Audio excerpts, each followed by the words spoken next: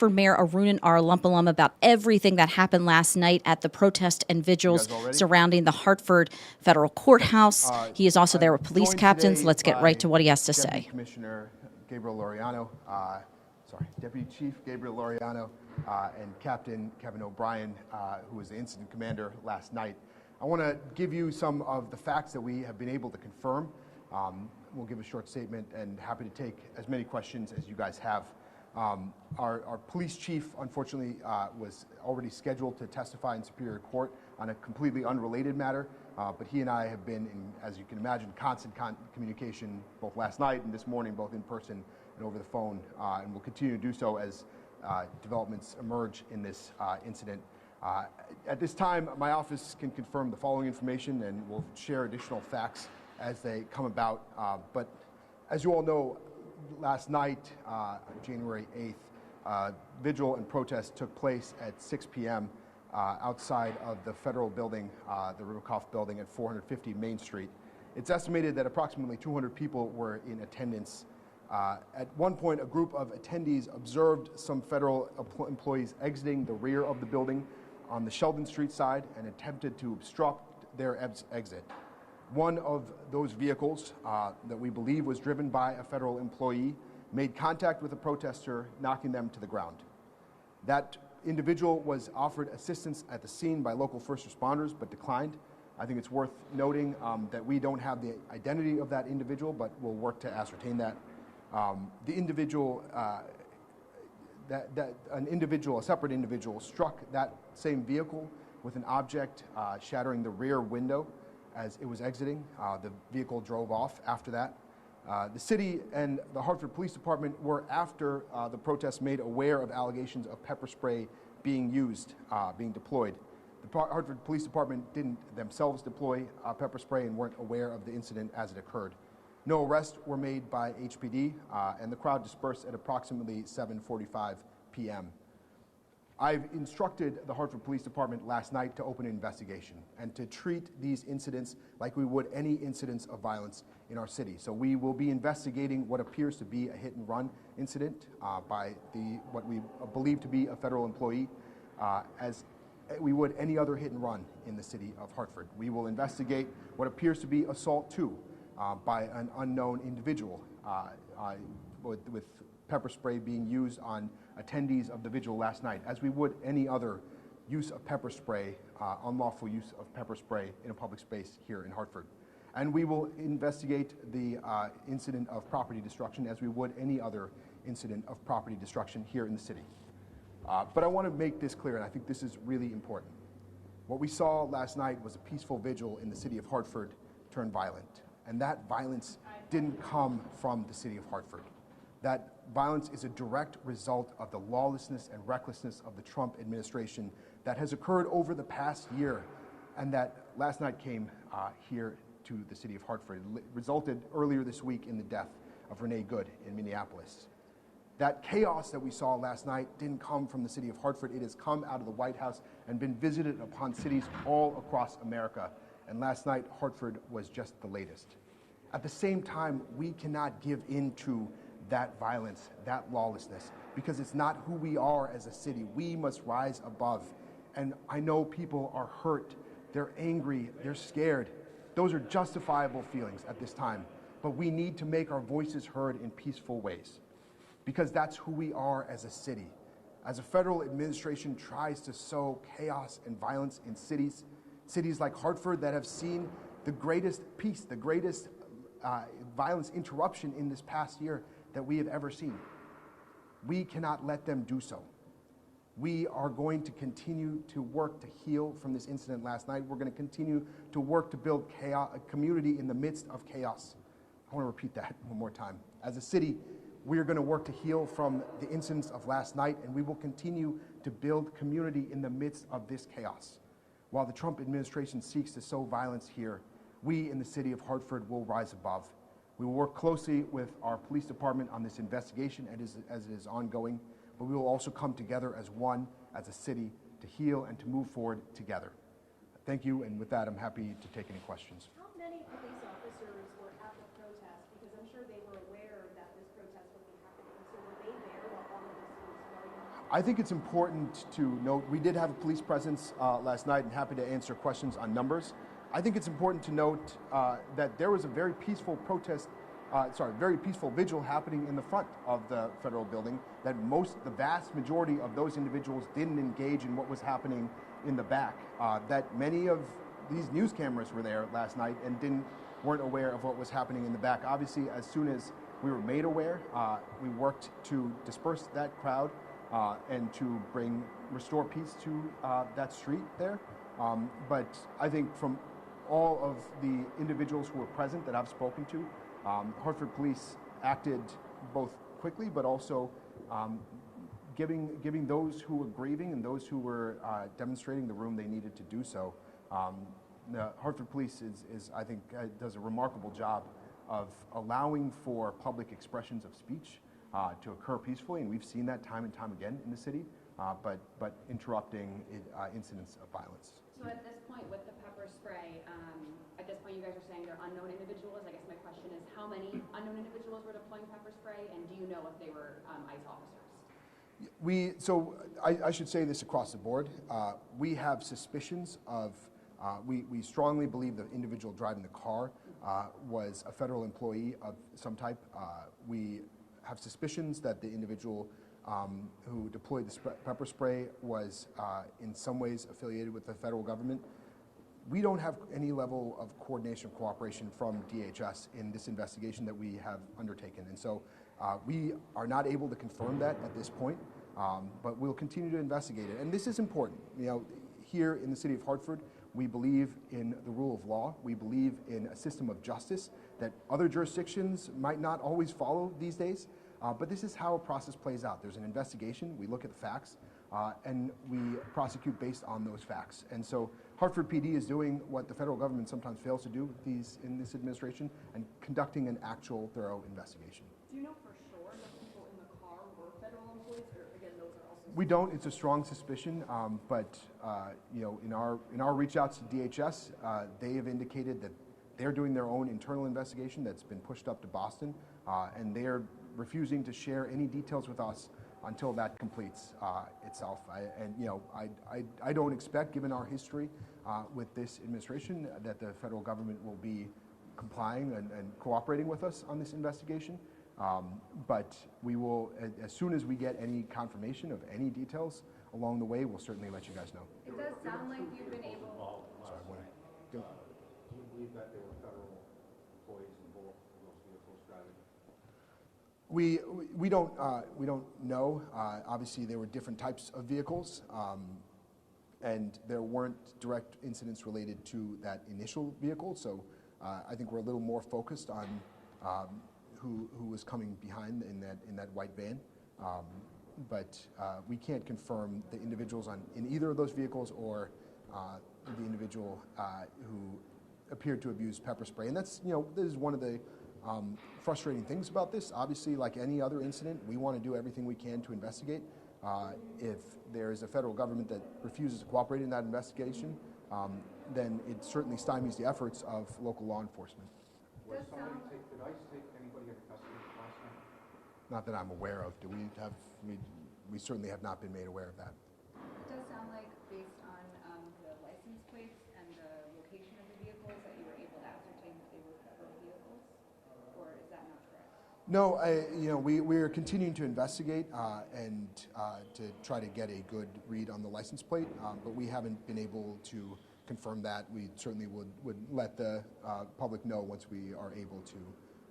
And then also, based on the fact that this administration has empowered ICE agents to take decisive action against protesters, is there anything that you want to say to people who are considering coming to these events in the future about their safety in those situations?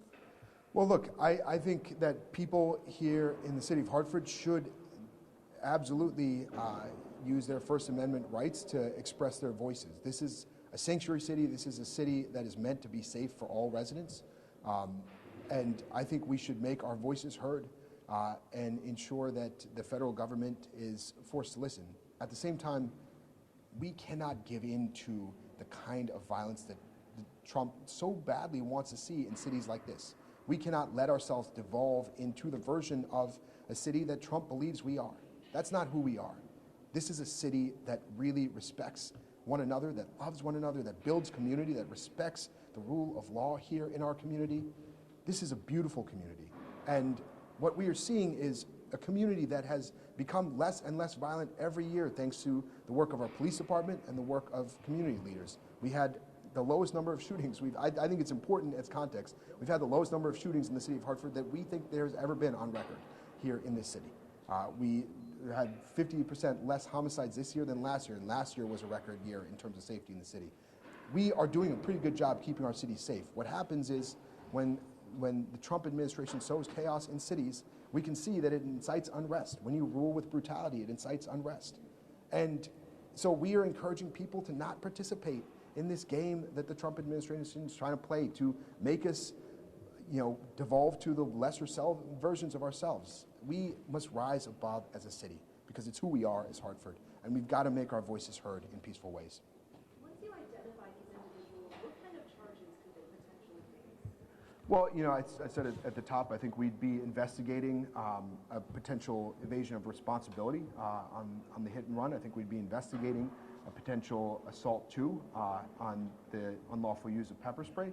I think we'd be investigating the property damage from the individual who struck the vehicle that we suspect is a federal vehicle. But there's an investigation. There's a reason for that investigation. We've got to ascertain all the facts. We've got to understand exactly what happened.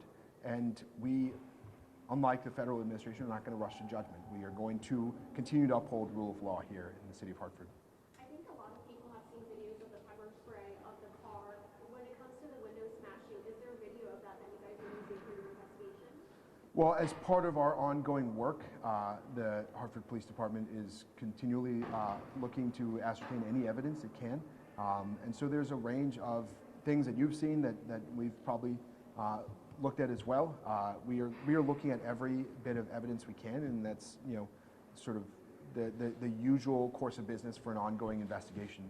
We'll continue to do so. Right, and going back to Channel 8's question with the amount of police presence there last night, were you guys expecting the crowd to be that big? Was it adequately staffed? Yeah, for a crowd of 200, it was absolutely adequately staffed. In fact, we were probably more conservative in our police presence. I think, as we have been in many of these incidents, I think most of the people there, I've talked to people who were at the protest who went home and this morning were confused about my statement because they didn't know that anything happened on the side. There was a lot of your news cameras, Channel 8 might have been there, were there at the scene when it was going on and didn't know that something was happening on the side. So look, I think that our police were focused on the place where there was an announced vigil and protest. I think some small group of individuals decided to take that around the corner and express their anger in ways that we ask them in the city, that takes pride in what we do as a city, that is trying to become less violent as a city, to not engage in unlawful behavior here in the city of Hartford. We all got to do so peacefully, and I think the police were able to respond once it was clear among the crowd that something was going on. And so, did police actually break up the thing that was happening on the side? I think when the crowd got dispersed at around 7:45, I think that there was a police presence involved in that. Is there any way we can get numbers? Do you have Specifically on numbers on what? I'm sorry. No, sorry. the number of police officers who were The there? number of officers who were working that. Uniform officers, approximately 10 to 12 were there. In uniform, we also have individuals monitor through C4 and things of that nature, and other individuals, but uniform presence, 10 to 12 officers. Were there any undercover officers? We always have individuals such as C4 cameras watching these incidents. Obviously, wouldn't disclose that directly. It's also important as context to realize this is a capital city, and very often when we talk about the additional burden of a capital city, we have very frequent demonstrations, protests. In fact, that was only one of two just that afternoon and evening.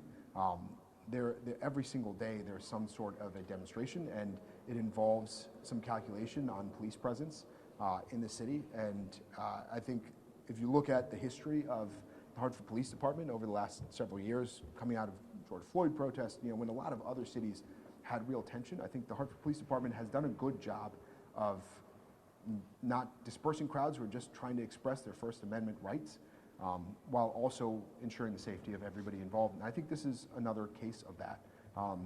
Unfortunately, this thing happened on the side that wasn't part of the official protest, that many of the folks there didn't immediately understand was happening. Were those protesters in any violation of law for blocking that call from being able to get out of the garage and kind of crowding around it? That will be part of the investigation. I think the most likely violation was the individual who smashed the back window of that vehicle. But certainly anything that is a violation of the law on any street in the city of Hartford will be investigated last night on Sheldon Street and treated as such. And was anyone hit with the pepper spray? It appears, the reports we've gotten, the videos we've seen, it appears that there were individuals who were hit with the pepper spray. And were those protesters, or you don't know how many who? I believe so, but we certainly don't have any confirmation on who each of those individuals are and the purpose of being there that evening. What's the standard protocol for local police when it comes to federal immigration officials, at these protests, maybe allegedly deploying, pepper spray, hitting people? What's your guys' role? Well, this is not usual protocol. It's not something that I know of ever happening in the city of Hartford before. So we're in uncharted territory, but we're going to treat it like any other crime that happened in the city of Hartford. That we're going to investigate it.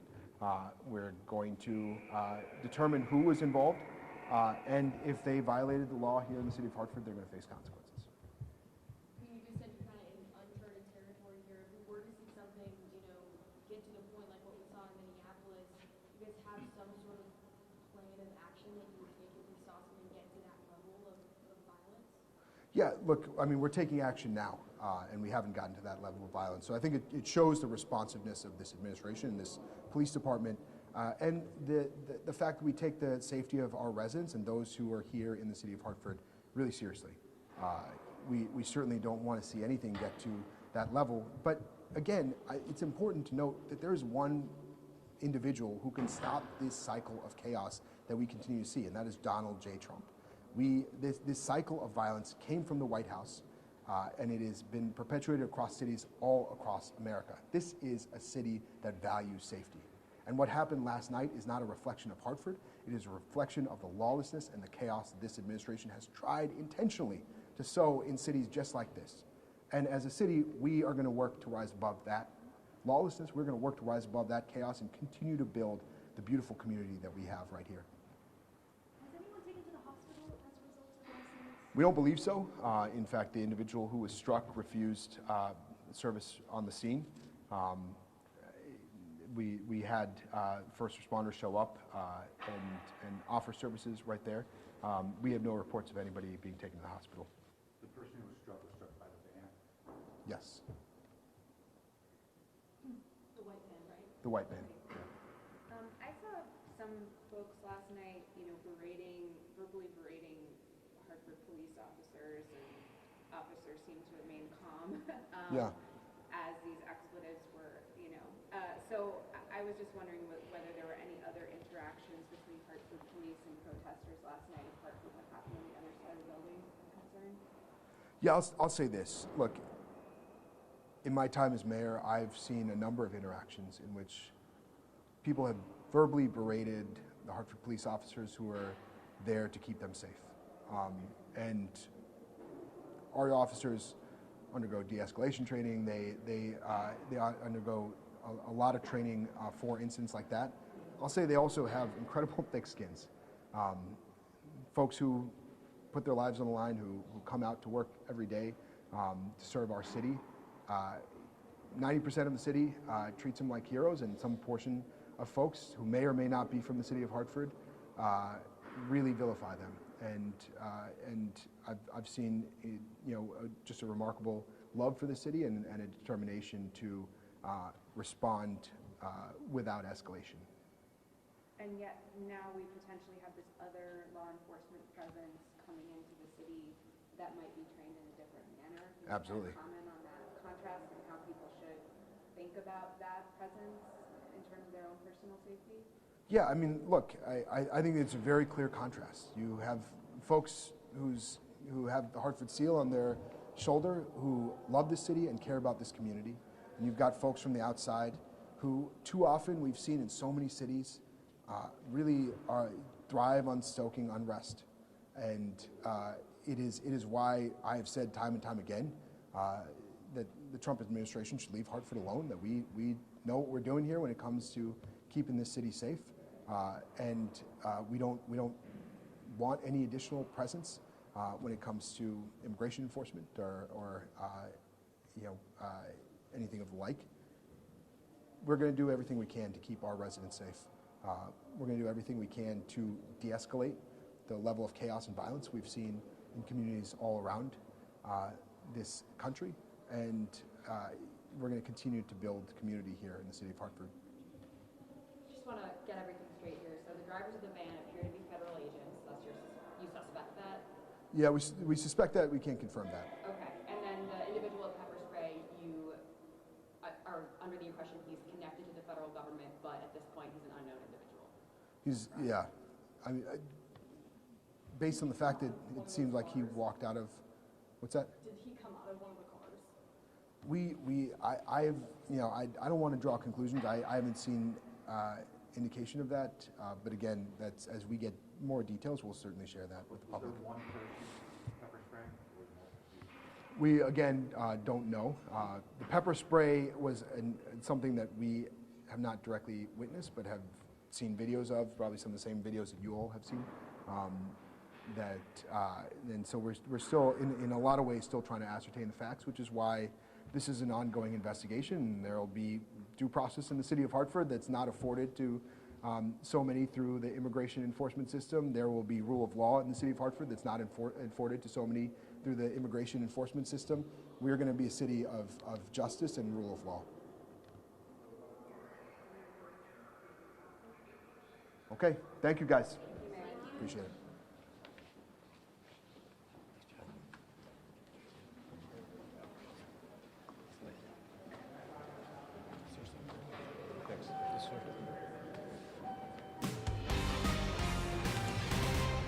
So what you just saw was Mayor Arunan Arulampalum updating us about the protests that happened last night outside in Hartford, outside the Hartford Federal Courthouse. Mayor Arunan Arulampalum says that Hartford police are now starting a criminal investigation into what happened last night. Just to give you an idea of that, I'm going to try to take some video that we have that shows what may or may not have happened last night. Let's see, trying to figure all this out. We have some video that we got from witnesses on the scene that talked about what you're seeing right here, right now. This happened on the back of the Hartford Federal Courthouse. In front of the Hartford Federal Courthouse, there was a vigil that was organized by many community leaders in Hartford. Hartford police say there were about 200 people that showed up. It was very peaceful. In the back of the federal building, this is what you're looking at right now. We are told that a crowd started to gather and that they started surrounding the car that you see here. And when that car drove away, they actually hit one of the people out there. That person did decline medical help at the time. Hartford's mayor, Arunan Arulampalum, says that they are now investigating that as a hit and run, and their suspicions, they have not confirmed, are that the driver of the car is a federal employee. You also see this white van. They also believe that was driven by a federal employee. This white van, we're told from police and the mayor that someone, one of the people on the street, threw something at them that broke the window. They are investigating that as a potential case of property destruction, so whomever had done that could face charges. We also have the incident of pepper spray that you see here. This was caught on video by a viewer. Police also believe that this may be a federal employee, though they have no confirmation. They are investigating this as a potential assault too. Like the mayor had said most of the protest and vigil last night was peaceful, and it was in front of the federal courthouse. And then in the back of the federal courthouse was when everything, this chaos, as he said, began to take place. He did say that right now they have no coordination with federal agencies at this point. They have talked to the Department of Homeland Security, who have not confirmed any information for them. But DHS did tell them they are doing their own investigation that will be led out of the office in Boston. The mayor says they're hoping to get some answers, but again, just to reiterate what the mayor told us today, we are looking at a Hartford police criminal investigation, a possible investigation of hit and run, for that car that went into the protester. They have suspicions it's a federal employee. We also know they are looking at potential assault for the pepper spray incident. They also believe that was a federal employee, and they are looking at property destruction for the person who threw something at the white van as it was driving away. Those cars were coming out of the garage of the federal courthouse.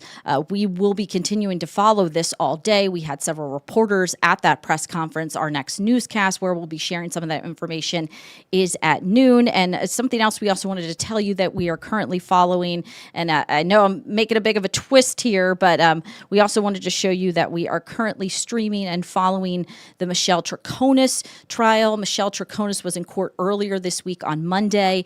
She is asking for a new trial on account of, she claims that her attorney at the time, the first attorney that she had, was not adequate. That is that attorney you see right there, Andrew Bowman, answering questions. Andrew Bowman had described on Monday that he had represented Michelle Troconis in the beginning of all this, when he had heard that Farmington police were looking to potentially, when New Canaan police were looking to potentially charge her.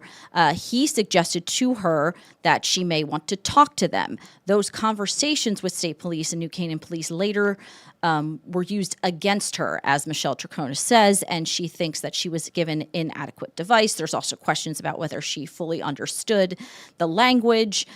She does primarily speak Spanish. Andrew Bowen on the stand, Bowman on the stand on Monday had said that he actually had her mother there interpreting, so that's not what he saw. Michelle Troconis could take the stand today. We don't know for certain, but it's possible. This is the second of what will be 3 court dates. She'll also be back in court on the 16th. This is not your typical kind of trial. The judge is there to listen. There is no jury. The judge will ultimately make a decision. So once this is all wrapped up, it will take about 120. He has 120 days to make his decision, which could potentially result in a new trial for Michelle Troconis. If that's the case, she could be let out of prison. She is currently serving a sentence of 14 and a half years after being convicted of conspiracy to commit murder, tampering with evidence, and other charges. That happened in May 2024, so she's been in prison for about the last year and a half. That is also something that we are following today. Dylan Fearon is in the courtroom, and we'll have the latest reports for you at noon and in all of our evening newscasts.